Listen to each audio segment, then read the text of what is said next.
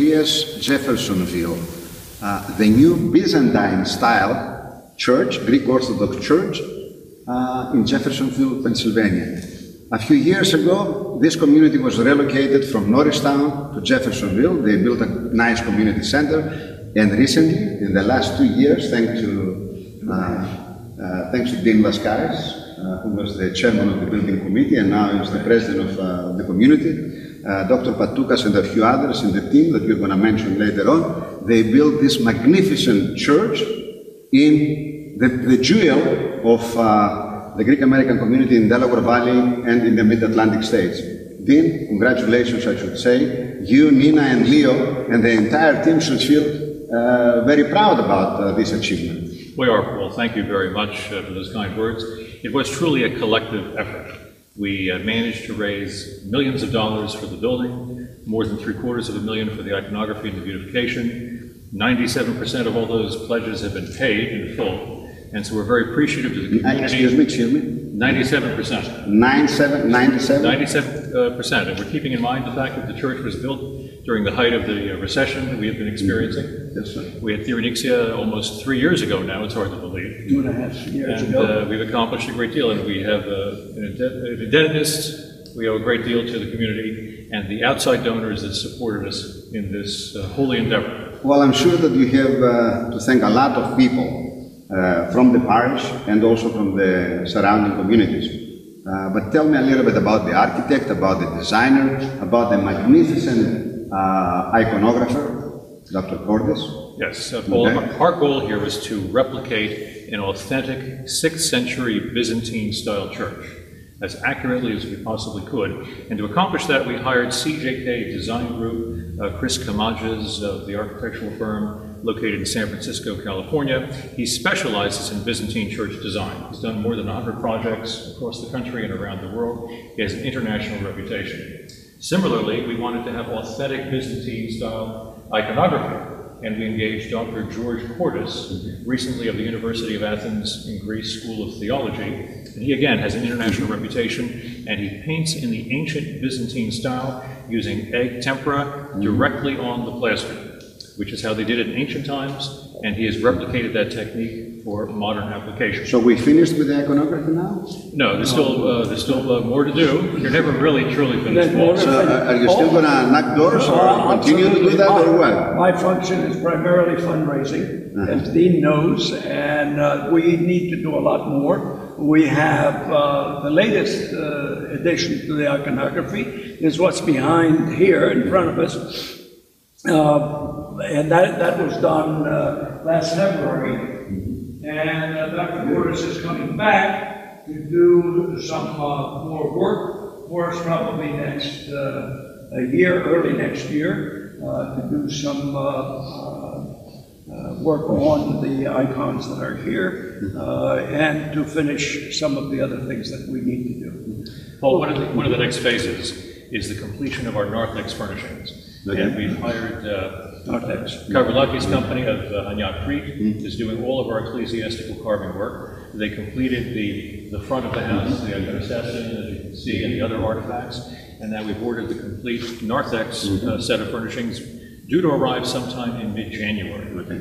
So again, it's all part of this program to have as authentic a Byzantine representation of our great religious heritage and cultural heritage. Well, I mean, kudos to you, Dr. Pitt, and the entire team. And as a president of the community now, I'm sure you know what lies ahead in the future. We had the community center, now this magnificent church. What's next? Well, the completion of the church itself is going to be an ongoing process. The next big program is to complete a connector wing for Hellenic Studies and Educational Building, which will connect the church with our existing cultural center, which is over 16,000 square feet, and we're looking forward to that next phase of the project. And so there's always a new challenge. Well, the Hellenic News of America will be here, and we hope in the future not only in print, but also on the web and the social media to assist you and publicize these events and whatever you are doing here, because Paul, that's our role. And Paul, we want to thank you for your support. Not only has the Hellenic News been instrumental in getting the word out to people and the Greek community in terms of everything that we're doing here. Paul, you yourself are a donor. to the project. You participated in the iconography program. We're grateful to you. Anything that we can do. And that's what you've been doing. It's been very much appreciated. We're part of the community. You are. And we are working, one of the next things we are working on, which will be done in the immediate future, is our donor wall. We want to recognize and acknowledge our appreciation to all of our donors that have made this project possible. And, well, literally, you put the Jeffersonville and Norristown area and the northwest of Philadelphia area out in the suburbs, am I right, Dr. Pete? On the map with this magnificent church. Well, it is quite a landmark, Paul, and part of that, of course, is the where we're situated. There's a lot of visibility right off the Tribune. Valley of Forge, yes. We have we have nearly 8 acres here to work with, and that's part of how we've been blessed. Beautiful, beautiful. And as Father John of blessed memory has indicated, originally this is the gateway to Valley Forge. And this is the area that is well known not only locally but nationally as the Valley Forge area. And we frequently call this church St. Sophia of Valley Forge. So it is a well-known area and it's easy to find, very close. We're only 5 minutes from the King of Prussia Mall and Route 422. So we can go and do some blessed shopping. Absolutely, yes. Thank you. Our readers. We appreciate all that you have done for the church and for the exposure that you have given us through your newspaper and also through all kinds of other media. Thank you. Our community and our readers would like to know, that they're going to say, in these times, in these difficult times, not only for Greece but also for the United States of America, you guys built a magnificent church, the cost, and you paid 95% of the entire project. People are going to think that you have thousands of members. What is the membership? I would like to hear that. We have 200 families. We started out with about 190 or 180 families for this community. We have been very fortunate, and the families have been very generous. Not only our own members, but also friends of our community. And as you can imagine, this, including the iconography, I would estimate that this project cost us $5.5 million. Congratulations. And we, at this point, still owe about $1,400,000, which you can imagine how generous these people have been. Absolutely. From 190, 200 families to raise $4 million is a monumental project.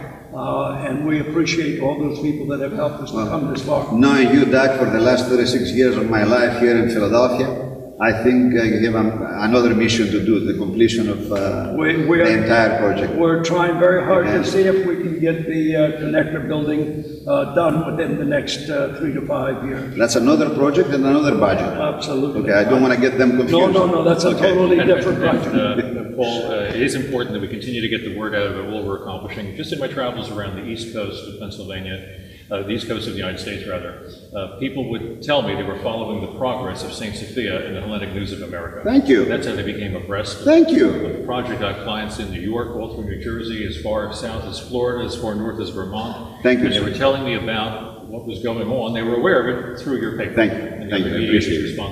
I appreciate it. And we are looking also to increase our membership here at St. Sophia. We have 430 seats, and right now we still have roughly 3 seats for each of us on a typical Sunday. So we are looking to increase our membership. Well, today we took the initiative and we invited Dr. Paralikas, who is going to be in the Langanov. He's a fine doctor from Greece. He's going to be at the Langanov Hospital. He's a cardiac surgeon. Cardiac surgeon. And, so we met him. I met him, and as a matter of fact, we're related. We come from the same village. I told him, I'm going to take you to St. Sophia because of the proximity that they live. And we hope that we can tackle to all the professionals in the area that are not members of the church. And we invite them to see the work that you're doing, not only with the church, but also with the school and the other projects and the other missions. Like today, the collection of employees for Ronald McDonald House. Yes, that's an initiative for Aphrodite and the Hellenic, the Hermes Young Professionals Initiative. And I hope that they're going to continue. Thank you for the opportunity for having us today here. Well, thank you for blessing us with that endeavor. Thank you. The young professionals, Aphrodite. You're right. Thank you.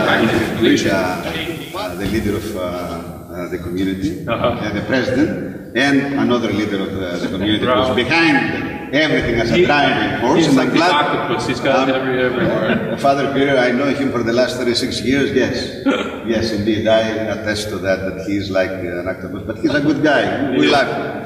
Even if he knocks hard on our doors all the time and insists that he gets whatever he asks for before he leaves, right? Or before he hangs up the phone. Father Peter, this completion of the church, nice Byzantine style church, which is, you're going to tell me, that is the truth or not. Yeah. This is the jewel in the Delaware Valley area. Yeah.